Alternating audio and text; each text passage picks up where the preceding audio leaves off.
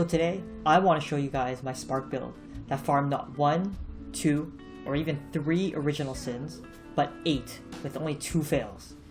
Utilizing the same core concepts of many Spark builds, and not needing a mageblood, albeit still an expensive build even on a budget setup, even you'll be able to clear a hitless Sanctum run if a Pega like me can do it. This build uses 3 super strong items. Ashes of the Stars, Heat Shiver, giving us about 33% more damage, and Nimis, which doubles Spark's duration, allowing us to preload our damage on a ton of the Sanctum bosses, making them a walk in the park. Now before I begin, just bear with me. I'm pretty bad at this. So, taking a look at the tree, there's some glaring problems you might realize, such as the lack of defensive layers. We don't have any suppression and any block chance really, so we are just full glass cannon. But remember, the main purpose I made this build was to solely farm Sanctums for the original sin, and it does this job perfectly for me.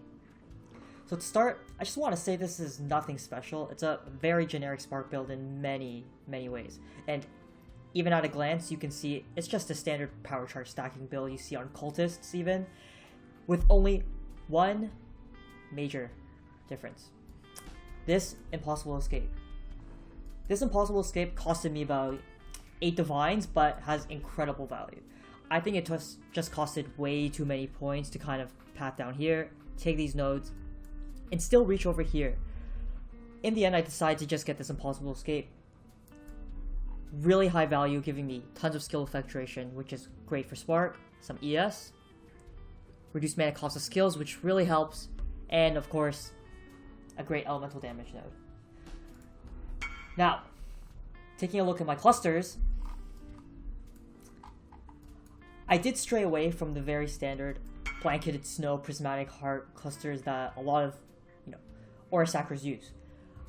I just wanted to go for a disorienting display, Storm Drinker giving me some ES leech, and Snowstorm, which is an amazing notable itself, giving me a ton of extra damage since we are converting some of our damage to cold.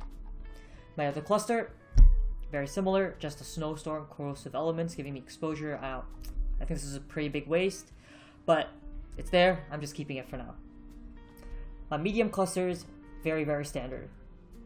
Aerodynamic, streamlined, which all synergize amazingly Spark, and we do use a militant faith over here since we are not generating frenzy charges in any way.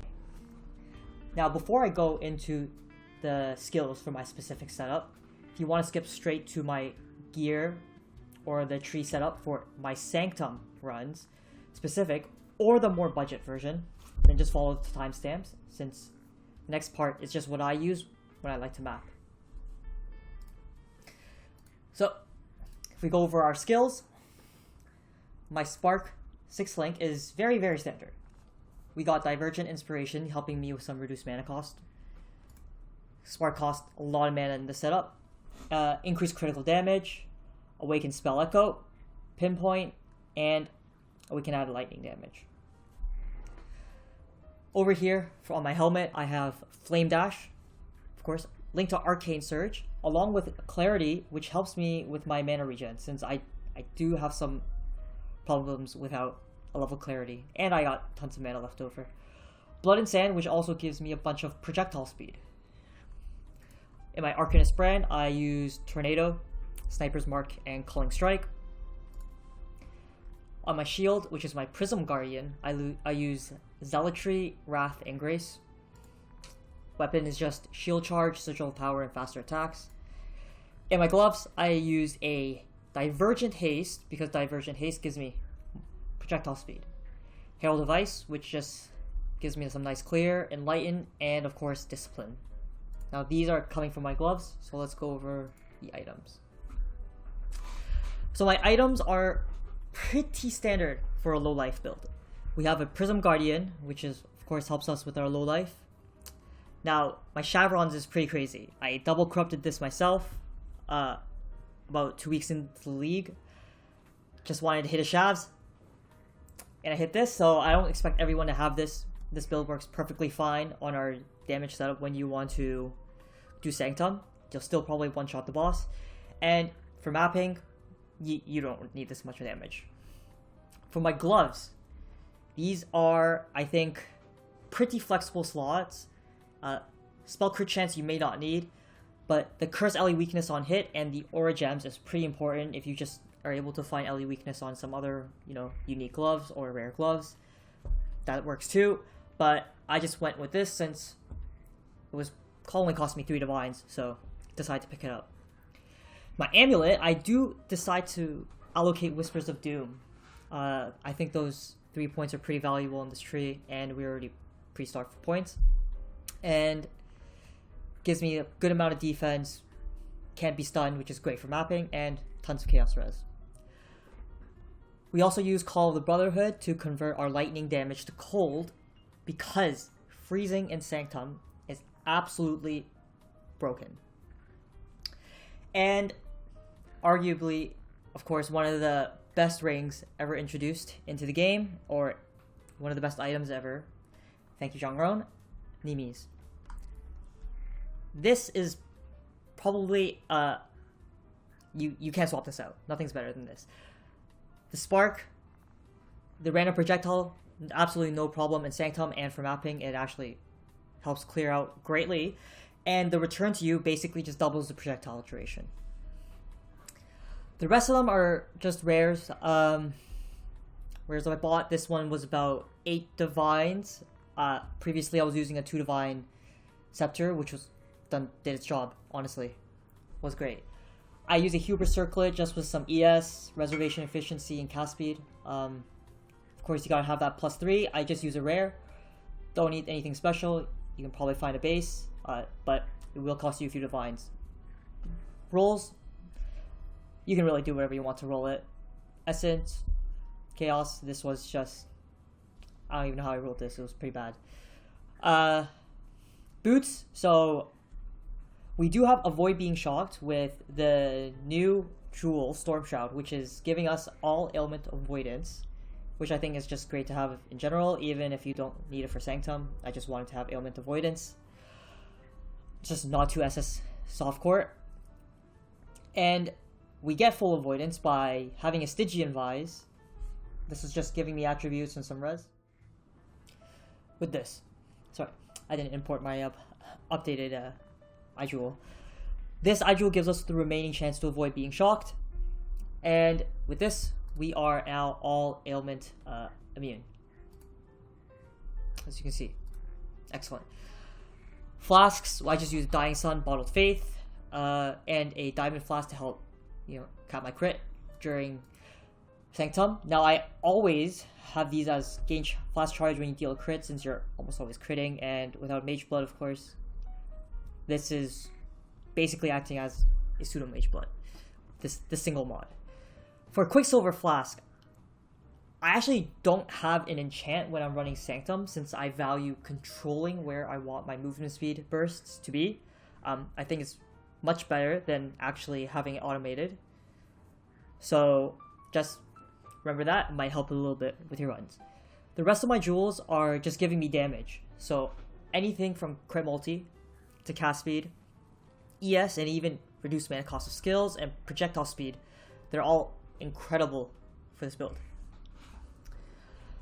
Now, for my Watcher's Eye, I'm just using a 2 mod, which is ES on hit, which helps with sustain, and a cast speed Zeltry, which gives me just some extra DPS. You can really use anything you want, but I do recommend the Discipline ES. Going over into our calcs, we're going to go over Spark. We have quite a lot of our damage in cold, and this does permafreeze almost every boss, as you can see in the video from the start. However, that was a different setup, which I will go over.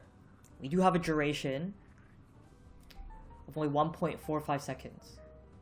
Now, unfortunately, this is not very long, but it's the best we can do. Lasting 2.9 seconds, which is honestly more than enough for most content. Now, going over our damage setup. So for bossing setup, there's not many changes. We have an Anomalous Malevolence over Discipline. for increased skill effect duration, and we drop Grace for hatred. Now for the items, there's only really two big differences. We use a Heat Shiver with +1 power charge corrupted, and at least mine is corrupted, and with a Spark +3. You don't need a +1 power charge, but it just really helps if you need the extra damage, and it just gives us so much damage as fire. So if we go into our calcs, we now have even more than lightning, which is the original conversion, just in fire damage. We also swap in our amulet for Ashes of the Stars. This is needed. You won't have the reservation unless you use an Ashes, and of course I allocate the Whispers of Doom. You really want the quality to be higher since the scaling is a little bit better. Reservation shouldn't be too much of a problem, even with a low rolled. Just balance out your clarity with your Ashes.